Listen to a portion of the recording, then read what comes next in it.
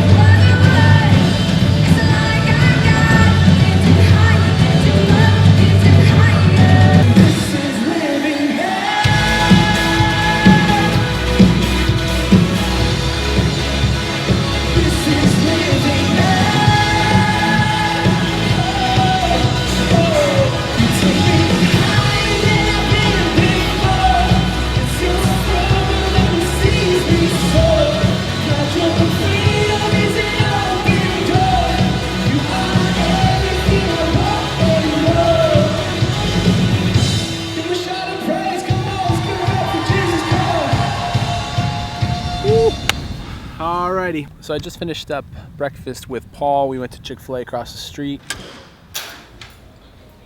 So, thanks, man. Appreciate it. Thank you. Just like tech gear, you know what I mean? So, I'll see you soon. Good to see you. Because who puts a Chick-fil-A across from a church? Every Sunday, I'm here on the worship team, and then I want to get Chick-fil-A, but they're closed, and then it's like, so that's rough. So today's Friday, so we figured, you know what, we're at church, we're playing VBX, we might as well go hit up Chick-fil-A for breakfast. So I just finished up there.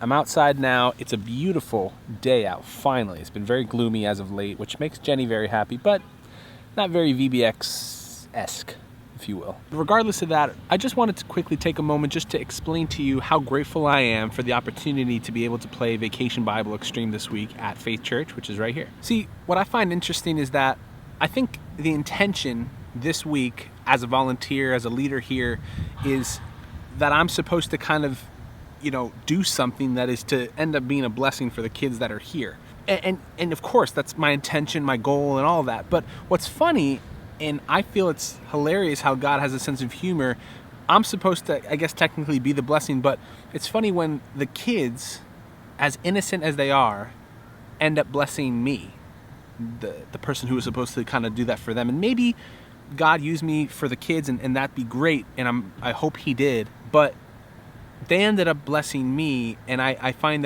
that reverse, you know what I mean? I found that very interesting. See, growing up, I went to Vacation Bible School, and I went to these summer camps, and I really loved going, and I always loved the people that were on the worship team. I always thought it was the coolest thing that they were rocking out, playing guitar, drumming, and I had no idea how to do any of that. And I always said to myself that one day I'm gonna end up being like those people. I'm gonna do that myself for those kids when I grow up.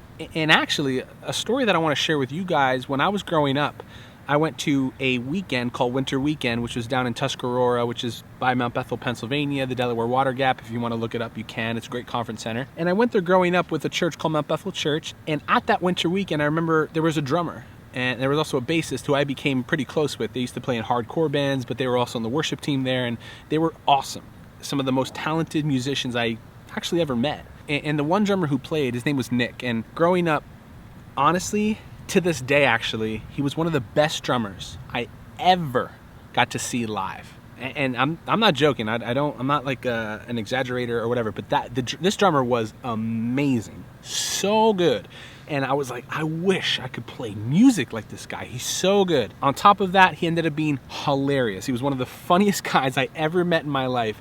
And I really, really looked up to him. I thought it was the coolest thing that he was playing worship. I thought it was the coolest thing that he was so good at drums. I loved his style. He used to wear jerseys and he had some tattoos on him, and he was cool, really awesome guy. And as I got older, I kind of grew out of the winter weekend, and I ended up coming still to the weekends when they were there, and I just went backstage. I hung out with them. I got to know them, and I'm not gonna say he was my best friend, but we became great friends. And like I said, while I watched them do this, I said, man, I want to grow up and I want to do exactly what they're doing. I want to be there and inspire a child one day just like he inspired me. And I always had that in my heart. I always had that in my mind. But one thing that happened that really, really made it for me and made it clear that I needed to do this was, unfortunately, Nick was in a car accident and he passed away.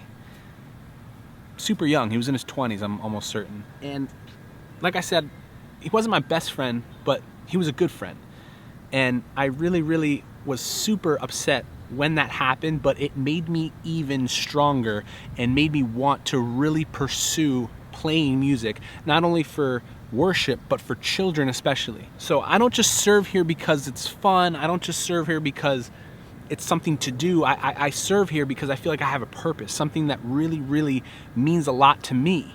And every single kid that's in here, they may not understand everything that's going on, but they're listening, just like I was listening. And he really put something in my heart and in my life that I wanted to do for kids later on in life. And now today, I'm more than thankful to say that not only do I worship lead here, I play guitar here, I drum here sometimes and on a Sunday regular basis, but I get to do this, Vacation Bible School, and play for children and be there for them and get them hyped up and get them excited and introduce them to who Jesus is through my life and show them what he's done for me.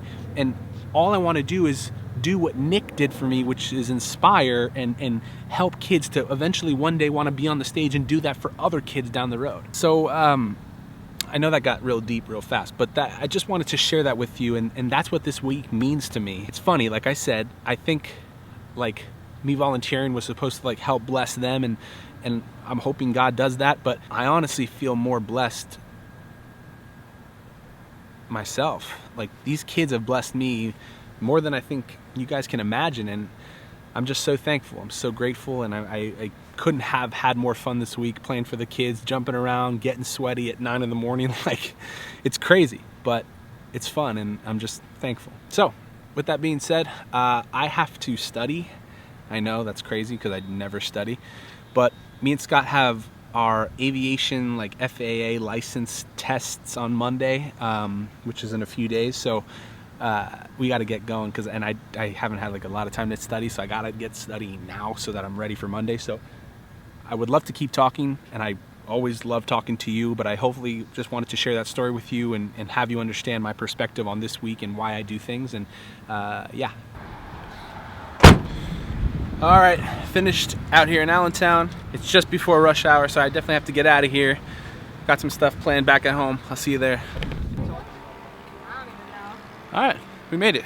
So that's normal funnel cake. That is a good song.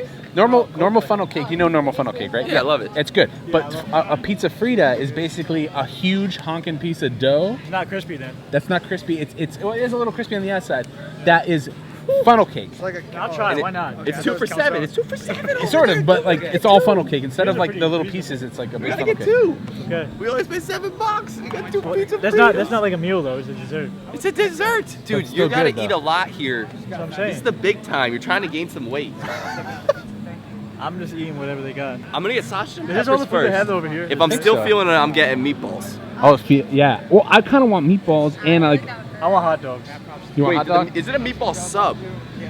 I don't Or is it know. meatballs? Because if it's just meatballs, I'm gonna say, pass the meatballs over to the pierogi tent. Put that on a bed of pierogies. Dude, that's next that level. would be really good. Thank you so much. I got it. Thank you. All right, good evening. Allow me to welcome you to Rosetto, Pennsylvania. So we're actually at something called the Big Time right now, which Jenny and I have been going to for years. It's basically a festival that happens in our local area.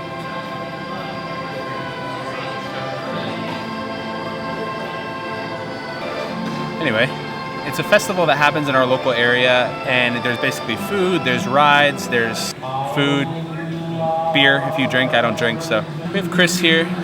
We got Kush right here. We have Jenny right here, and we have Vishu back over here. All right, it's time to eat.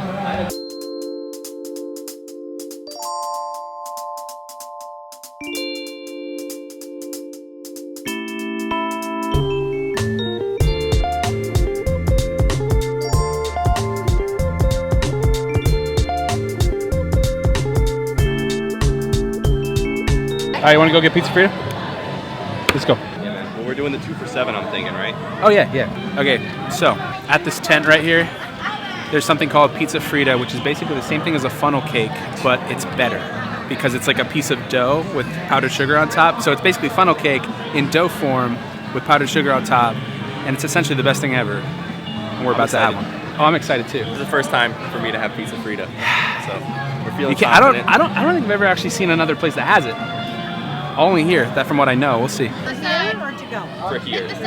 Oh, look at those. Yes. I mean, they're very hot, so be careful. Okay, thank you. Appreciate it. Oh, okay, I see. So what you want to do is not be shy about this, bro. I'm sorry, because they're very hot. Oh, shake it up and down, dude. You do that or give it A little bit of, okay. I think I got There more you than go. enough. There you go. Looks like, Oh, looks like a broken snow Yes, you globe. are. all right, thank you very much. Appreciate it. Dude, how good is this? Real. This is real good. It's real, right? This is really good. It's like, oh man. I don't Dude, know. did I ever tell you the story when my dad invented homemade funnel cake? No.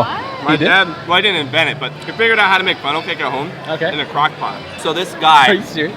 like, got real excited and made a load of funnel cake, right? All right. Like, so much, like a mountain of funnel cake. Yeah. Like, more than we've eaten in, like, all of the combined fairs we've visited to in our lives. Like, All right. And he called me downstairs. He's like, yo, check it out. Like, I made funnel cake. Like, here, come try it. So I was like, okay, cool. Like, went down, started eating this funnel cake. I was like, oh, yeah, it's not that bad. It's pretty good. So I kept eating it. Dude, I ate so much funnel cake, I vomited for, like, an entire day straight. And then for, like, you know how when you eat something and throw up, then afterwards you associate it with being sick and you can't eat it? Of course. I couldn't eat funnel cake for, like, 5 years. It's awful. He ruined funnel cake for me for, like, the longest time. But this is good. You made it back though now. Yeah, hopefully I don't throw up from this. Then it's game over.